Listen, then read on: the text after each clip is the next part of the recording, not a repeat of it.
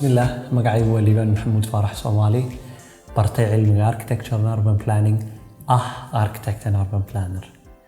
علميga nashqadaynta dhismayaasha iyo magaalooyinka markaan hadaba wadanka dibadiisa ku maqnayn baranaynay ama ku guda jirnay hayaankayga waxbarasho ayaa waxaa jiray meelo aan isugu nimaadno oo public spaces waqti fiican ku qaadano wax ku akhrisano ku leersano iyo wixii la midka ah hadaba meelaha caynkana ee public spaces ka ayaa markaan ku soo noqonay Hargeysa iyo wadankeegi aanu ka weynay waxaan isweydiinay markaa su'aasha ah maxay Hargeysa u yeelan weyday meelaha caynkana ama public spaces ka waxa loo aqaan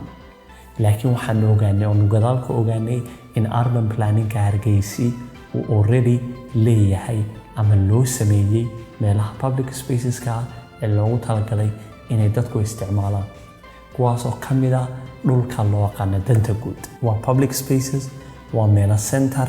iyo xaafadaba ku yaala loogu talagalay inay dadku isugu yimaadaan ama dadku isticmaalaan laakiin aan ilaa imika loo nashqadayn sidii loo baahnaa ama loo sameyn designkii saxda ahaa ee public space yeelan lahaa si ama wax loogu akhristo ama waqti fiican loogu qaato ama sawirro loogu galo ama dadku guud ahaan bulshadu ay u isticmaasho loo nashqadaynin annagu ka duulayna taa ayaa waxaanu sameynay nashqadaydin muuqata oo nagu talagalnay public space halkeen hadaba ka sameynay nashqadan waxaanu ka sameynay city center-ka magaalada Hargeysa ama meesha loo aqaano faras magaalada Hargeysa meeshaas waa halkii waa khayriyada ama meesha ay diyaaradu saaran tahay waa meesha qofka ugu horeeya ee Hargeysa imaada haduu dibad ka imaado haduu meel kale ka imaadaba ugu horeysa uu yiraahdo itusa waa meesha diyaaradu saaran tahay waa meesha taariikhda ugu badan ee Soomaaliland taalo oo ah meesha laga dhisi rabo National Museum-ka ama madxafka qaranka ee imika gacanta lagu hayo dhismihiisa meesha ka soo horjeeda ee banaan ee dadkii hore ee reer Hargeysa ama odayaashu shaxda ku ciyaaraan shaaha ku cabaan ku sheekaystaan ku leeysadaan nashqadeedu maxay ka kooban tahay waxay ka kooban tahay inaan marka hore ka duulnay urban planning annagu xagga urban planning ka eegayna ayaan waxaan u sameynay parking one categorize gareynay waxaan u sameynay zoning parking qayb commercial oo meherada qayb la fadhiisto iyo diyaaradda oo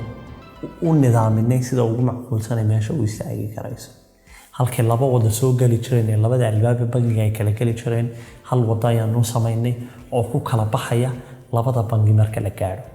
hal wada meesha soo galaysa labada bangi bay kala galayaan dhinaca waxa marsan parking-ka ama meesha baabuurta la dhigayo halka dhinaca kale diyaaradda ay marsan tahay meeshii la fadhiisanay oo la beeray geeda lagu beeray loona nidaamiyay sida ugu macquulsanayd ee ugu wanaagsanayd waxaan noo sameynay meheradaha inaanu meel isugu keenno oo iyagana nashqad fiican oo sameeyno oo la jaan qaadaysa waqti xaadirkan iyo modern-ka sida wax loo dhisto waxaan noo sameynay public toilet oo corner-ka ugu dambeeya ku sameynay meel ka asturan meesha gudaha oo koona kaga taala balse loo isticmaalo public toilet ama musqul dadweyne darnay on specifically u design garaynay meelaha yaryar ee la fadhiisanay ee kuraasteeda gaagaaban taalo oo nagu talagalnay odayaashu inay shaxda ku ciyaaraan annagoo ka duulayna hadda waqti xaadirkan meesha waxay qabato waxba kama saarin balse waxaanu enhancement ku sameynay ama wanaajin aanu ku sameynay ama kor u qaadis aanu ku sameynay functions-ka iyo shaqooyinka already meesha yaala